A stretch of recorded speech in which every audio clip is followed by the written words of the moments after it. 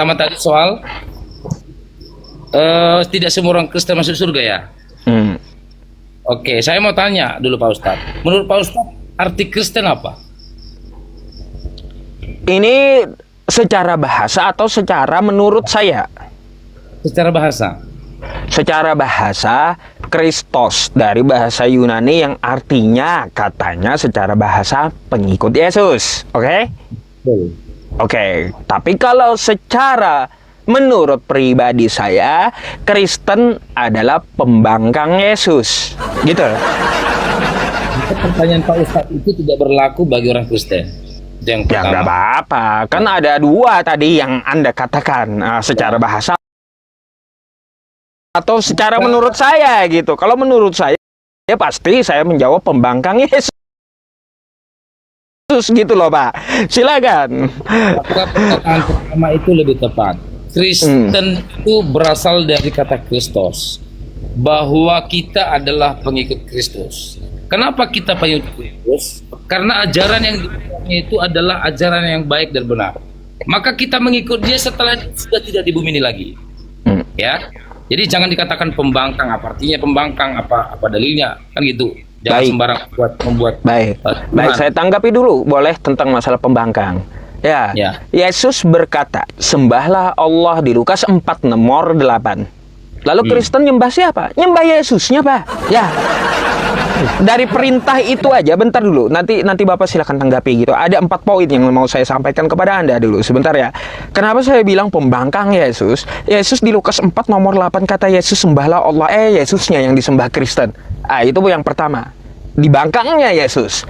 Yesus suruh sembah Allah, tapi Yesusnya yang disembah. Ini namanya pembangkang Yesus. Yang kedua, Yesus berpuasa 40 hari 40 malam. Jangankan puasa dalam setahun, Kristen kapan puasanya? Nggak kelihatan gitu. Nah, tuh yang kedua, ya, Yesus udah bilang ajarannya berpuasa 40 hari 40 malam. Tiba-tiba Kristen kagak puasa. Yang ketiga, Yesus sesuai adatnya, dia Yahudi bersunat di hari ke-8. Jangankan di hari ke-8, sampai mati Kristen berkulup, Pak. Gitu. Itu yang ketiga, ya.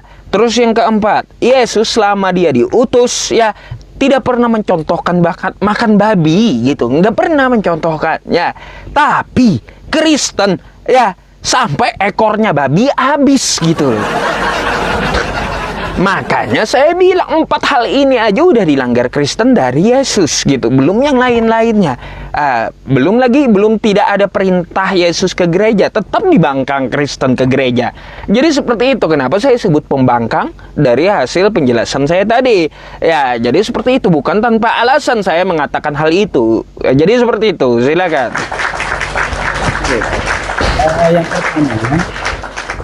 Yang pertama tadi, kenapa mengatakan sembahlah Allah malah justru menyembah Yesus? Kira-kira gitu Pak Ustadz ya. Oke. Disinilah saudara-saudara Muslim tidak paham tentang konsep Tritunggal memang. Jadi kita menjelaskan ini memang kadang-kadang sangat terbeban gitu. Karena sampai mati pun kita menjelaskan ke mereka ini tidak akan paham. Karena bagi mereka logika itu berjalan. Gitu ya. Itu yang pertama. Konsep Trinitas orang Kristen atau konsep Kristologi dalam hal ini namanya Tritunggal, antara Allah Bapa, anak Allah dengan Roh Kudus. Mereka tidak paham ini. Maka ketika mereka bertanya selalu, Yesus siapa, Bapa siapa, Roh Kudus siapa? Maka muncul pertanyaan ini, kok menyembah Allah tapi seolah-olah menyembah Yesus? Ini yang selalu muncul. Gitu. Maka ketika Yesus mengatakan sembahlah Allah, kita sebenarnya itu sudah memecah-mecah ayat Alkitab. Di Alkitab sudah jelas dikatakan, aku adalah Bapa, Bapa adalah aku. Bahkan Yesus dari lahir pun dikatakan Tuhan. Percaya nggak Pak Ustaz? Dari lahir pun Yesus itu sudah dikatakan Tuhan. Percaya nggak? Nggak. Beda dengan Paulus, beda. Ayatnya, bentar, saya tunjukkan ayatnya. Kalau tidak salah di Matius, kalau tidak salah. Lukas 2 nomor 11, bukan Matius itu. Lukas ya, Lukas 2:11. Udah pernah baca? Nah, terus? Apa baca? Coba baca Pak Ustaz. Coba baca. Jadi di Lukas 2 nomor 11 ya, pada hari ini kan kayak gitu, telah lahir di kota Daud Kristus Tuhan. Betul? Kristus Tuhan di kota Daud. Baik. Tuhan yang lahir tuh. Iya. Maka Yesus itu Tuhan dari lahir pun sudah disebut. Baik. Kalau dia sejak lahir Tuhan, coba Anda buka Roma 14 nomor 9 menurut Paulus. Berapa? Roma 14 nomor 9. Roma 14 ayat 9. Coba baca. Ya, di situ kata Paulus, sebab untuk itulah Kristus ya hidup lalu mati dan bangkit. Betul? Ya. Hidup, mati, lalu bangkit, supaya ia menjadi Tuhan. Oke? Jadi Yesus itu kalau belum mati, dia belum jadi Tuhan. Jadi waktu dia lahir itu belum jadi Tuhan, belum. Syarat jadi Tuhan mati dulu lalu bangkit menurut Paulus. Jadi yang Lukas tadi telah lahir Tuhan itu bukan Tuhan menurut Paulus. Jadi dia syaratnya jadi Tuhan itu harus mati dulu lalu bangkit. Itu menurut Paulus loh Pak. Untuk itulah Kristus telah mati dan hidup kembali. Supaya menjadi Tuhan baik atas orang-orang mati maupun atas orang-orang hidup. Sudah, saya mau sampaikan begini. Ketika pelayanan Yesus di dunia selama 3,5 tahun, dia di bumi ini bukan untuk menghakimi. Itu yang pertama, ingat dulu. Bukan untuk menghakimi, tetapi untuk menyampaikan firman Tuhan, lalu menebus dosa manusia. Manusia itu bukan Kristen aja, semua yang ada di dunia, termasuk orang-orang yang sudah meninggal dulu. Tetapi di saat di dunia ini dia tidak langsung mengatakan bahwa dirinya Tuhan. Maka jangan kita berpikir bahwa dia kan sebelum meninggal belum Tuhan. Nah, tetapi Yesus tidak pernah mengatakan langsung dirinya adalah Tuhan. Tapi orang lain yang saksi melihat bahwa apakah engkau Mesias, apakah engkau Tuhan, seperti yang kau sampaikan. Hanya begitu saja jawabannya. Baik nanti Pak, begini tanggapan saya ya. Ini sebab untuk setelah mati dan hidup kembali supaya ia menjadi Tuhan. Lalu lanjut, baik atas orang-orang mati maupun atas orang-orang hidup. Di sana dia setelah bangkit akhirnya akan menghidupi orang mati dan orang hidup. Orang mati itu siapa? Orang yang tidak mengenalnya. Orang hidup itu siapa? Orang yang mengenalnya. Maka dia akan menjadi penghakim di akhir zaman, seperti yang di Al-Quran bilang. Maka dia diangkat ke surga. Dialah nabi terakhir untuk menghakimi kita. Begitu Pak Ustaz. Jangan Baik, kata Anda tadi dia lahir itu adalah Tuhan menurut Lukas 2 nomor 11 kan gitu. Tapi menurut Paulus syarat jadi Tuhan dia mati dulu. Jadi ini tabrakan gitu.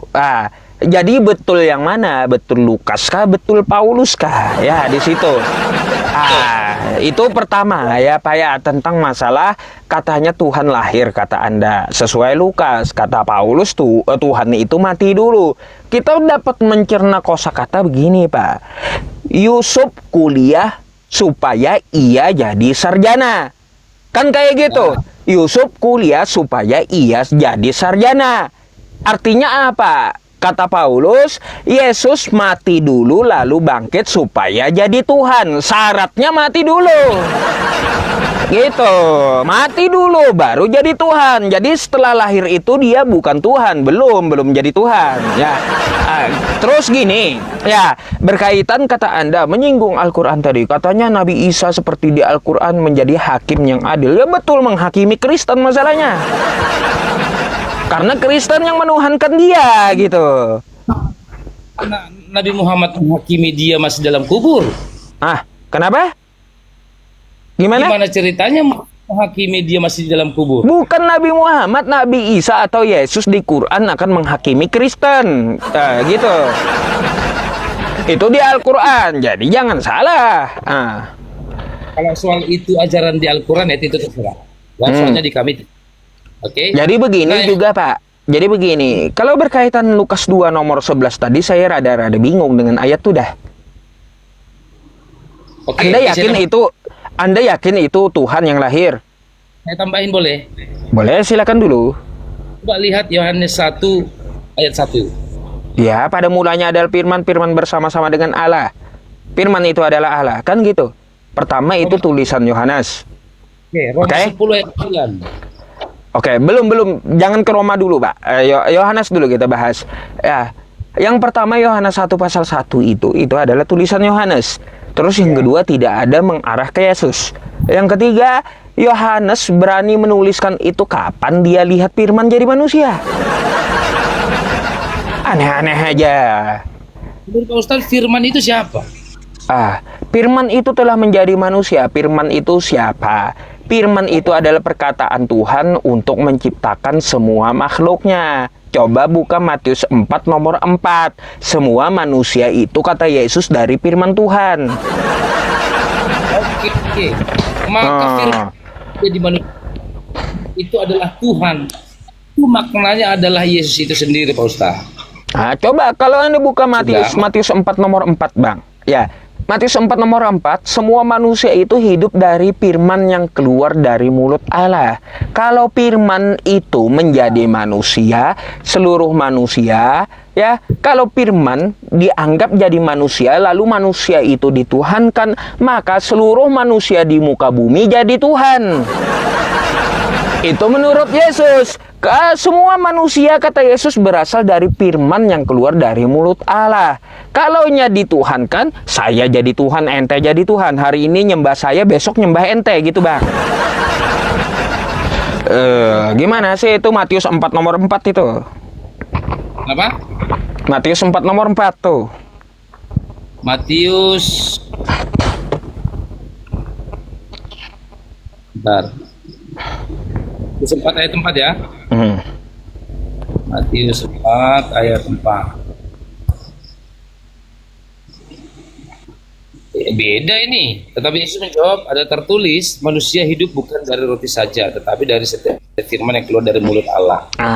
Jadi setiap manusia itu hidup ya dihidupkan oleh firman yang keluar dari mulut Allah. Setiap manusia, setiap firman.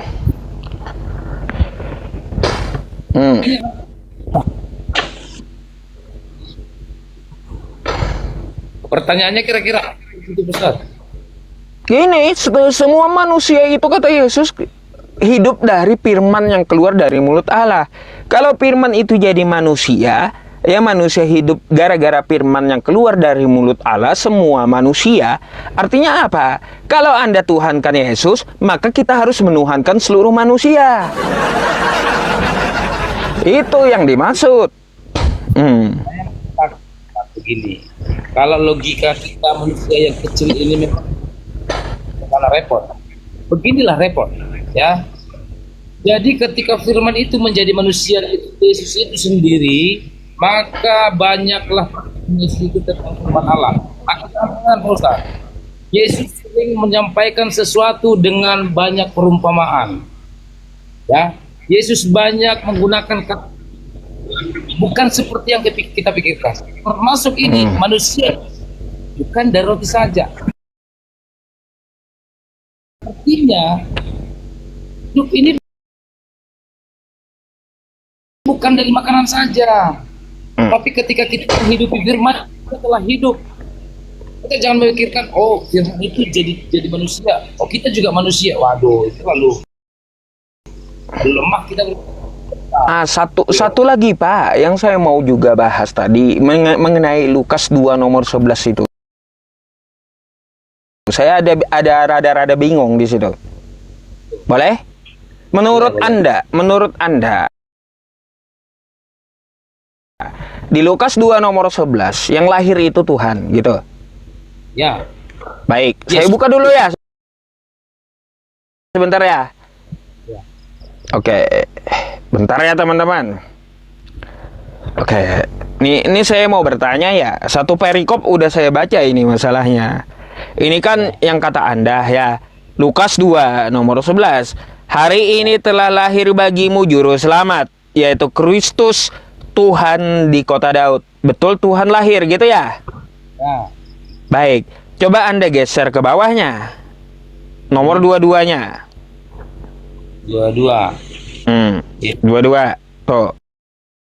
Ya, nih. Dan ketika genap waktu pentahiran, menurut hukum Taurat Musa, mereka membawa Tuhan tadi ke Yerusalem untuk menyerahkannya kepada Tuhan. Jadi Tuhan yang baru lahir dibawa ke Yerusalem, diserahkan kepada Tuhan. Pertanyaan saya, ini Tuhan mana lagi yang di Yerusalem ini? Kok ada dua Tuhannya, Tuhan yang baru lahir sama Tuhan yang menunggu di Yerusalem gitu.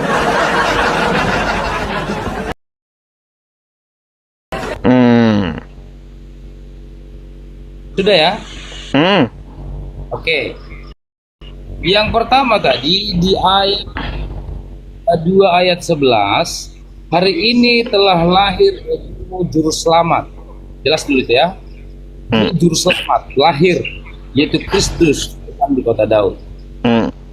Saya baca sedikit Tuhan lagi. lahir tuh, kata Anda Tuhan lahir.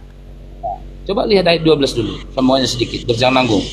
Dan inilah tanda bagimu, kamu akan dibungkus dengan lampin dan terbaring dalam balungan dan seterusnya. Baca aja sampai ke bawah, sampai dua-duanya itu. Sampai ke bawahnya lagi. Tentang Maria dan Yusuf. Nah, coba tadi di ayat berapa tadi? 22 ya? 22. 22. Tuh, Dan mereka membawa Tuhan yang lahir tadi ke Yerusalem untuk menyerahkannya kepada Tuhan. Pertanyaannya, Tuhan mana lagi yang di Yerusalem itu? Gitu. Berapa sih Tuhannya Kristen ini? Bingung saya. Oke. Sudah ya? Dah. Maksud di sana diserahkan kepada Tuhan. Lihat di ayat 23 Pak Ustadz. Ya, terus? Ini ada tertulis dalam hukum Tuhan, semua anak laki-laki sulung harus dikuduskan bagi Allah. Oke? Artinya apa? Yesus yang ketika itu lahir, maka dia diserahkan kepada Tuhan. Nah, ya. Dia diserahkan supaya dia dikuduskan. Ya, dikuduskan bagi Allah kan? Allah ini siapa? Allah itulah Bapa. Ya, berarti Tuhannya ada berapa? Itu satu. Ya, Allah Tuhan satu. Allah Tuhan itu satu. Tuhan dan Allah itu sama. Tuhan dan Allah sama. Betul. Waduh, bentar. Jangan Anda bilang sama. Bentar nih. Kalau Anda bilang sama ini, bentar deh. Nih. Bentar. Ya. Bentar. Kalau Anda bilang sama, enggak, beda. Ya. Nih. Bentar ya. Cari lagi. Bentar. Saya ambil dulu sebuah ayat. Ya. Nih, Anda baca. Mana tuh? Oke. Maka saya mau tegaskan begini, Allah yang geser-geser dulu, tak nampak semua. Bukan gitu. Allah yang membangkitkan Tuhan akan. Di mana ini samanya Allah membangkitkan Tuhan? Allah dengan Tuhan beda. Di mana sih? Oke. Saya mau mengatakan begini. Pak Ustadz yakin nggak bagi kami Yesus itu Tuhan? Itu kan keyakinan Anda. Jelaskanlah. Kalau saya kan nggak yakin karena dia nggak ngaku. Apakah Allah, Yesus dan Roh Kudus itu Tritunggal? Pernah nggak Pak Ustadz mendengarkan ini tentang Trinitas itu? Ya, itu tiga dalam satu. Iya. Tiga ya, kan? Iya. Artinya apa? Tiga pribadi. Maka ya, tiga. Allah Bapa, Allah anak Tuhan dan Roh Kudus. Allah Tuhan, yang mana Allah Tuhan? Yang mana maksudnya Allah Tuhan? Allah membangkitkan Tuhan ini kayak gimana maksudnya juga? Berapa ini? 1 Korintus ya? 1 Korintus 6:14. 1 Korintus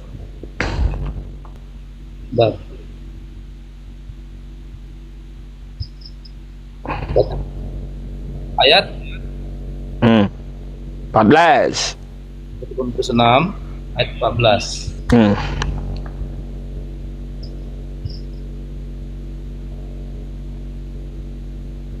Makanan adalah perut Allah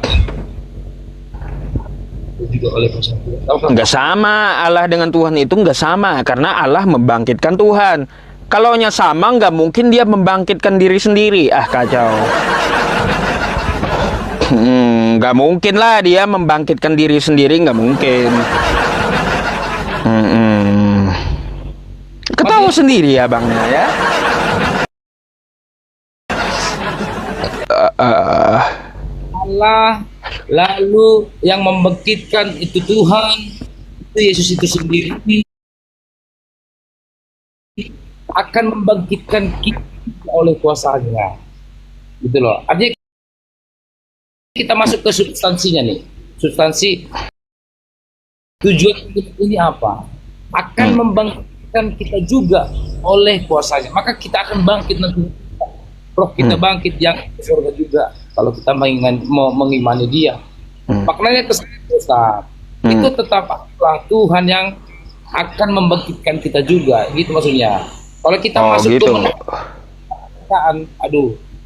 jangankan Ustaz, orang-orang umum ini pun kadang-kadang juga maksudnya terlalu dalam gitu. Nggak ngerti saya maksudnya apa ini. Kan gitu. Tapi kata Paulus ini prank, Pak. Dusta ini. Coba Anda buka kelanjutannya 1 Korintus 15-nya nih. Bohong kata Paulus itu. Lebih daripada itu kami ternyata berdusta terhadap Allah. Bohong tadi, ya. Gimana sih?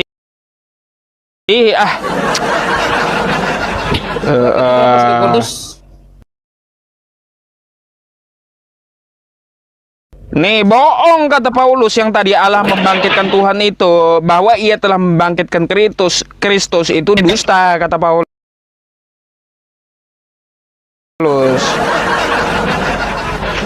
Gimana sih?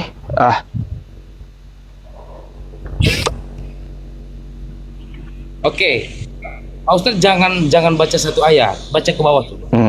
Bawah ayat 16, ayat 17, ayat 18. Itu beruntun Pak Ustaz. Saya tahu semuanya tentang ayat ini. Gitu.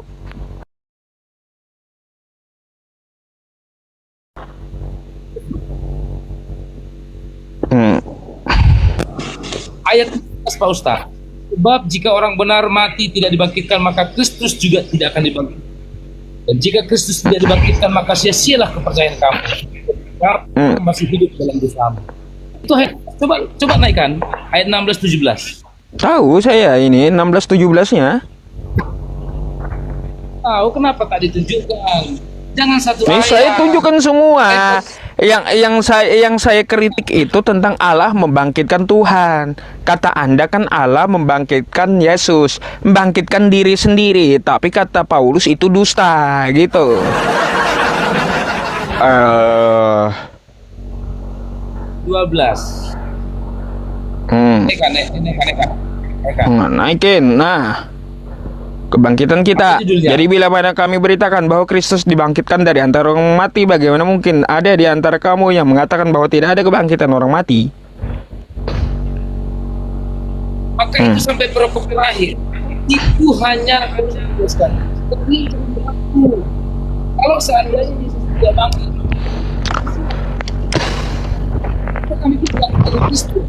Suara Anda putus-putus. Iya. Dengar. Ya, silakan. Dengar ya. Oke. Maksudnya begini Pak Ustaz. Dari ayat 12 sampai ke bawah, sampai mulai judul nih, kebangkitan kita. Itu Paulus menegaskan bahwa kalau Kristus saja tidak bangkit, maka sia-sialah kepercayaan kita. Dan mungkin kami juga akan sama seperti yang lain, tidak akan menjadi pengikut Kristus. Gitu loh. Maka dia lalu gimana ceritanya di awal tadi, Pak? Ya, silakan Anda tanggapi. Mungkin habis ini saya akan Pak. Masalahnya 1:30 malam tempat saya udah. Gitu. Iya, kita sambung besok gitu ya. Mungkin Anda bisa menyampaikan closing Anda. Terus satu kritik saya, gimana tadi ceritanya Tuhan yang baru lahir diserahkan kepada Tuhan yang menunggu di Yerusalem, dan silakan sekalian closing gitu. Silakan Anda tanggapi.